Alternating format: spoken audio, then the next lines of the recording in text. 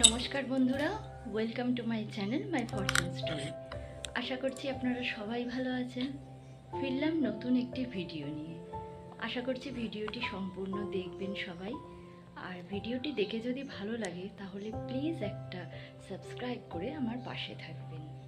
তো এখন বাজে সকাল 7:30। তো এখন থেকে আমি আমার ব্লগটা স্টার্ট করলাম, দেখতে থাকুন। আর ব্লগটি দেখতে দেখতে সম্পূর্ণ দেখে যদি আপনাদের ভালো লেগে থাকে তাহলে প্লিজ একটা লাইক করে আমার পাশে থাকবেন। তাহলে চলুন ভিডিওটি শুরু করা যাক।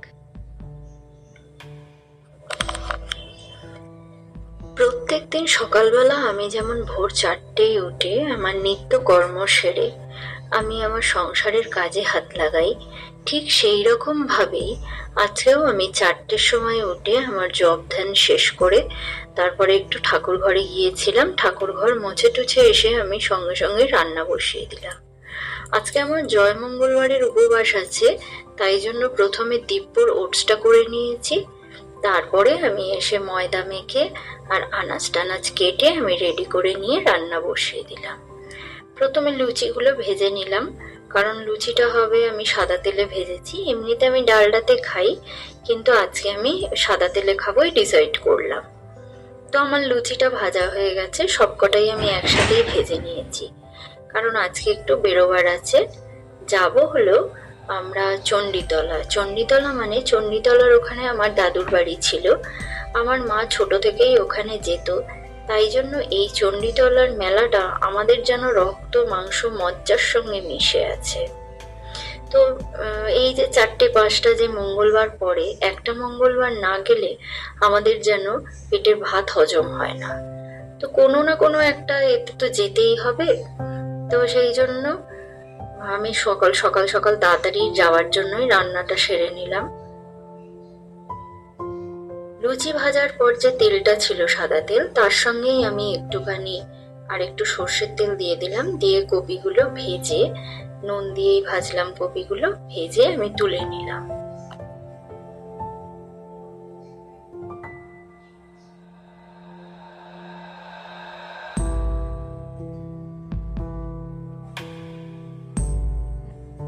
কপি ভাজার তেলেই আমি পনিরগুলো দিয়ে দেব, একটু নুন দিয়ে পনিরগুলো ভেজে নেব, কারণ পনিরটার তো নিজস্ব কোনো স্বাদ নেই, একটু নুন দিয়ে ভেজে নিলে ভালো লাগে। আর পনিরটা যদি একটু ভেজে নুন আর চিনির জলে ডুবিয়ে রাখা যায় তাহলে তো পনিরের টেস্ট অনেক বেড়ে যায়। কিন্তু আমার কাছে অত সময় নেই, আর আমার ধৈর্যও কুলোবে না যে এত কিছু করে তারপরে আমি রান্নাটা করব। কারণ এখন আমার এমন পরিস্থিতি হয়ে গেছে, একটা বাচ্চা নিয়ে সমস্ত কাজ একাকে সারতে হয়, যা হোক করে রান্না করে শুধু খেলেই হলো, এমনই একটা জায়গায় আমি চলে গেছি। তো আজকে খুব সাধারণভাবে আমি পনিরটা রান্না করছি। তো তোমরা অনেকেই আছো যারা এইভাবে রান্না করতে জানো, কিন্তু তারপরেও বলছি যারা নতুন শিখছো তারা এইভাবে একদিন পনির রান্না করে দেখো, খেতে খুব ভালো হয়। আমি কপি আর পনিরটা ভেজে তুলে নেওয়ার পর আবার একটু কড়ায় তেল দিয়ে দিলাম, এবং তেল দিয়ে তাতে দিয়ে দিলাম গোটা গরম মশলা ফোড়ন। গোটা গরম মশলার মধ্যে আছে এলাচ, লবঙ্গ আর দারচিনি, আর দিয়ে দিলাম একটা শুকনো লঙ্কা, 2টো তেজপাতা আর সামান্য জিরে। এবার এটা দিয়ে আমি এই 15 সেকেন্ডের মতো একটু ভেজে নিয়েছি, কারণ এর থেকে যতক্ষণ ফ্লেভারটা বেরোবে, ঠিক ফ্লেভারটা বেরোবার মুখেই আমি কেটে ধুয়ে রাখা আলুগুলো দিয়ে দিলাম, কারণ এই ফ্লেভারটাই ওই আলুতে ধরে নেবে। আর আলুতে যদি ফ্লেভারটা ধরে নেয় তাহলে তরকারির টেস্ট অনেক গুণ বাড়িয়ে দেয়।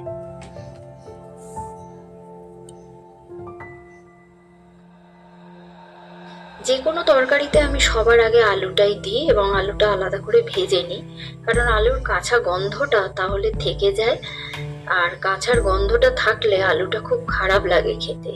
যদি একটু ভেজে নিই আগে তো কাঁচার এই গন্ধটা আর থাকে না, আর খেতেও তরকারিটা আমার ভালো লাগে। তবে এটা আমার ব্যক্তিগতভাবে মতামত, সবার এটা নাও লাগতে পারে।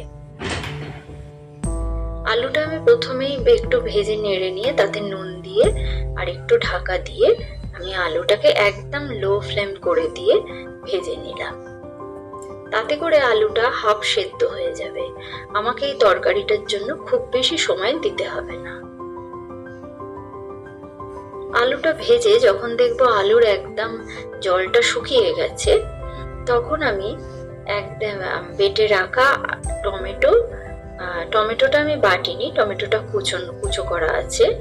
আদা আর জিরে একসাথে বেটেছি, আর তার সঙ্গে টমেটো কুচোটাও আমি একসাথেই দিয়ে রেখেছি, যেহেতু এটা আমি তরকারিতে একসাথে দেব তাই জন্য। তো মশলাটা আমি আলুর উপরে দিয়ে দিলাম, আর দিয়ে তার উপরে দিয়ে দিলাম একটু হলুদ, সামান্য পরিমাণে লঙ্কাটা আমি খুব সামান্য পরিমাণেই দেবো, কারণ দুপুরবেলা দিব্যও এই তরকারিটা খাবে, সেই জন্য আমি লঙ্কাটা একটু কম দিচ্ছি। আর পানিরের ঝালটা একটু কম খায়, তাই জন্য আরোই আমি একটু লঙ্কাটা কম দিলাম। গ্যাসের ফ্লেমটা একদম লো করে দিয়ে আমার যে ভাজা ফুলকপিগুলো ছিল সেই ফুলকপিগুলো আমি সমস্ত তরকারিটার ওপরে দিয়ে দিলাম। মশলাটাকে কিন্তু আমি একটুও নাড়লাম না, একদম লো ফ্লেমে এই টমেটো আর মশলাটাকে হতে দিলাম।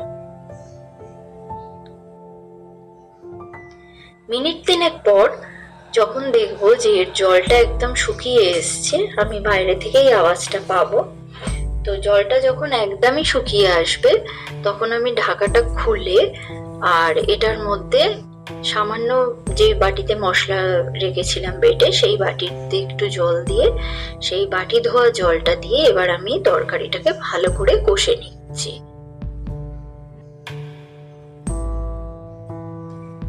এইভাবে তরকারিটাকে কষে খেয়ে দেখো কোনোদিন, বেশ ভালো লাগে।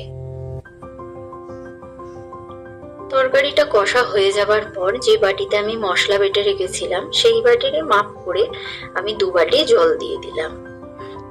এই তরকারিটা করতে জলের মাপের কোনো প্রয়োজন নেই, যে যেরকম খাবে, কেউ গায়ে মাখা খেতে চায়, আবার কেউ ঝোল খেতে চায়, যার যেরকম ইচ্ছা সে সেরকম করতেই পারে। যেহেতু আমার মশলা বাটা বাটিটা ছিল, তাতে যদি মশলা লেগে থাকে তো সেইটা যদি আমি তরকারিতে দিয়ে দিই তো মশলার টেস্টটা আরো বেড়ে যাবে, সেই জন্যই আমি বাটি ধোয়া জলটা দিলাম। এবার ভেজে রাখা পনিরগুলো আমি দিয়ে দিচ্ছি, আর কিছুটা পনির, মানে খুবই সামান্য 2-4 টুকরো পনির আমি রেখে দিচ্ছি, কারণ দিব্য যদি এই পনিরটা খেয়ে বলে ঝাল, তাহলে ওর তো পনিরটা খাওয়াই হবে না, তাই আমি কিছুটা ভাজা রেখে দিলাম, ও ভাজাটা খেতে পারবে। আর ঝালটা দেখবো দিয়ে, যদি খেতে পারি তাহলে তো ভালোই, ওটাও খাবে ও। এইবার আমি তরকারিটাকে ঢেকে দিয়ে হতে দেব। মিনিট 5 পর আমি তরকারিটার ঢাকাটা খুলে এদিক ওদিক করে নেড়ে দিলাম, কারণ তরকারির একটা নিয়ম আছে, তরকারি যেদিকে দিয়ে আমরা, মানে যেদিকটা ভাজি মশলা বা ধরো আনাজ, যে দিকটা ভেজে আমরা জল দিয়ে কড়াই চাপা দিয়ে দিই, নিচের দিকে যে আনাজগুলো থাকে সেইগুলোই সেদ্ধ হয়ে যায়, ওপরের দিকে কিন্তু সেদ্ধটা কম হয়। যদি আমরা নাড়িয়ে ঝাড়িয়ে ওপরটা নিচ আর নিচটা ওপরে করে দিই তাহলে সেদ্ধটা একদম সমান সমান হয়। সেই জন্যই তরকারির এই নিয়মটা মেনটেন করে চলি। এই নিয়মটা আসলে আমার দিদার শেখানো। আবার মিনিট 2 পর দেখলাম যে তরকারিতে সমস্ত সবজি শেষ হয়ে গেছে। আমি করলাম কি, যখনই শেষ হয়ে যাবে এর ওপর দিয়ে একটু গুঁড়ো গরম মশলা দিলে খুবই ভালো হয় খেতে, কিন্তু যেহেতু আমি প্রথমে ফোড়নেই গরম মশলাটা দিয়ে দিয়েছি তাই আমি আর গুঁড়ো গরম মশলাটা দিলাম না। একটু ঘি দিয়ে দিলাম, লাস্টে এই ঘিয়ের ফ্লেভারটা তরকারিটার স্বাদই আলাদা করে দেবে। একটু ঘি দিয়ে এবার আমি গ্যাসটাকে অফ করে দিয়ে স্ট্যান্ডিং টাইমে রেখে দেবো কড়াটা।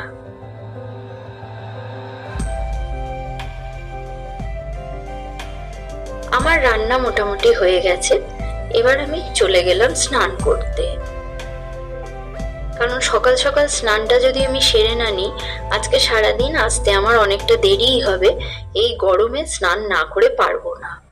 এসেও আমি স্নান করব, কিন্তু তা হলেও এখন যদি স্নানটা না করি আমার খুব কষ্ট হবে।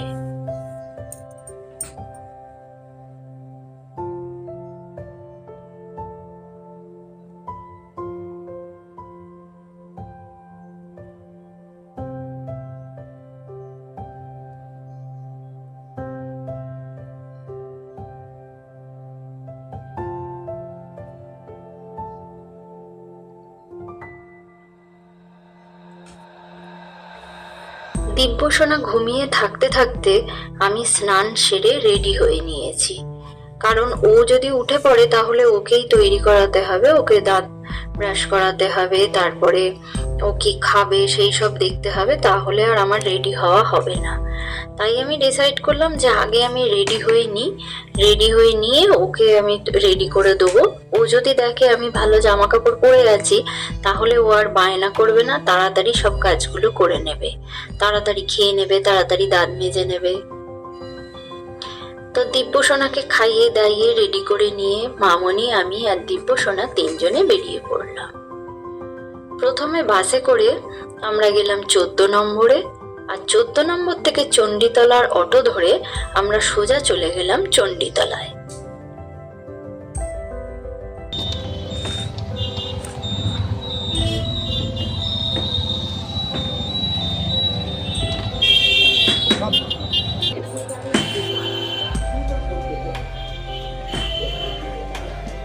চণ্ডীতলায় মেলার একটু আগেই নামিয়ে দেয় সবাই, সব অটোগুলোই একটু হেঁটে আমাদের যেতে হলো।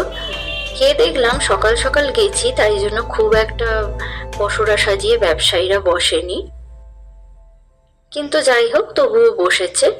ছোটবেলায় যতটা মেলা দেখতাম ততটা দেখলাম অতটা আর ব্যবসায়ী নেই, আর যা গরম পড়েছে তাতে করে সকাল সকাল কেউ বসতেও চায় না। তো আমরা এইসব জিনিসগুলো দেখতে দেখতে পিছনের গেট দিয়ে প্রবেশ করলাম মেলায়।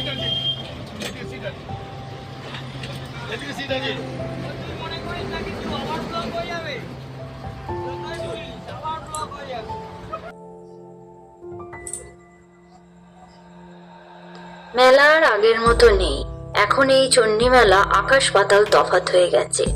আমরা ছোটবেলায় যে চণ্ডীর মেলা দেখেছিলাম তার সঙ্গে এই মেলার কোনো মিলই পাই না, কিন্তু তবুও একটা টানে চলে আসি।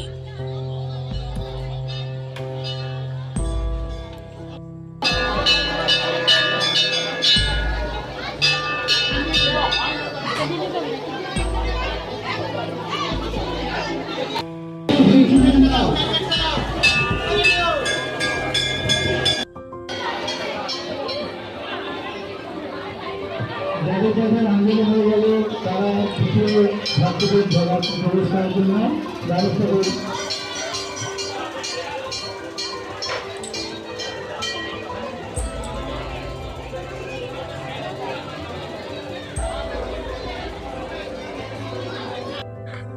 মা মঙ্গলচণ্ডীর মন্দিরের অপোজিটেই দেখলাম নতুন নতুন মন্দির অনেকগুলো হয়েছে। লকডাউনের পরেই প্রথম আমি যাচ্ছি, দেখলাম রাধাকৃষ্ণ আর সবার মন্দির আছে।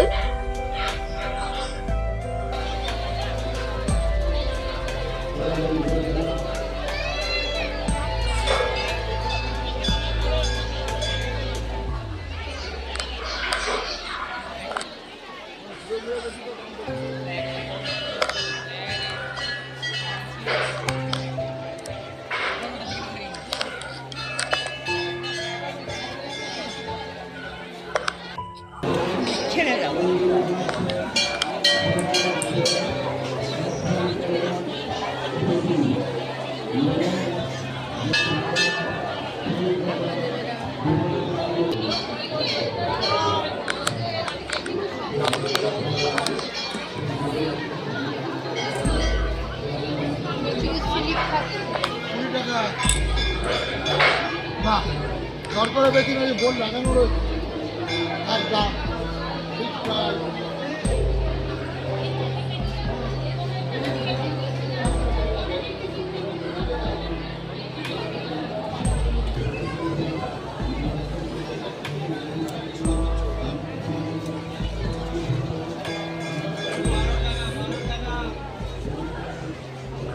জীবনের যে সেই ছোট ছোট দোকান করে বসতো,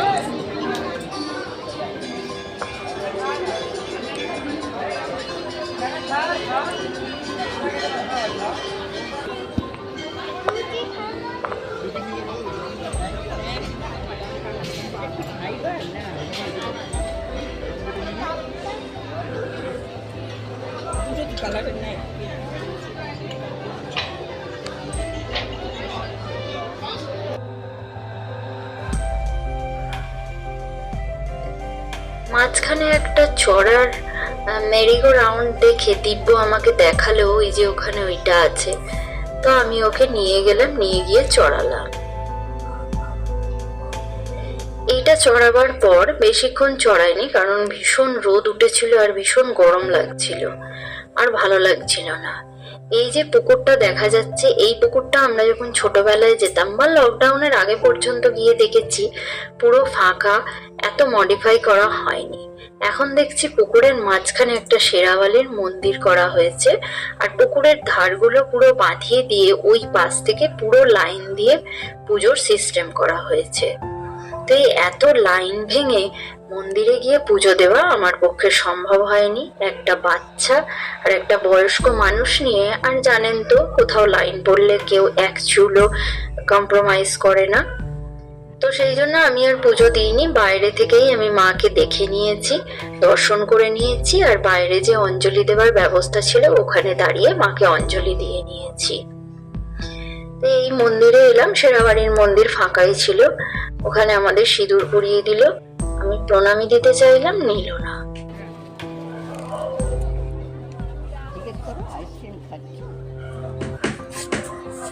তুমি এটা কি খাচ্ছ?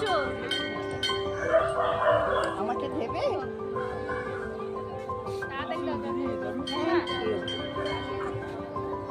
আরেকটু খাও। শেয়ার করে খেতে হয়, বলো সোনা। এরপরে আমরা মেলা টেলা দেখে বেরিয়ে আসার মুখে মামনির দেখে খুব জিলিপি পছন্দ হলো, একটু জিলিপি কিনে নিলাম।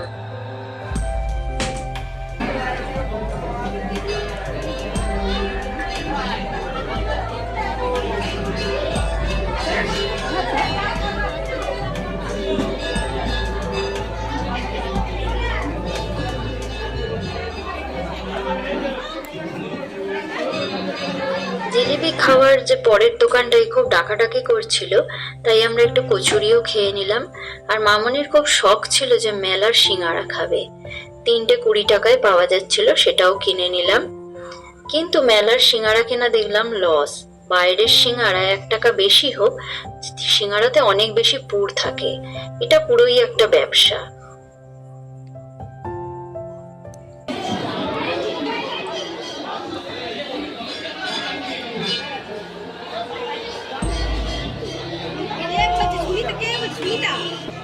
এইবার আমরা মেলা দেখা শেষ করে বেরিয়ে এলাম বাইরে।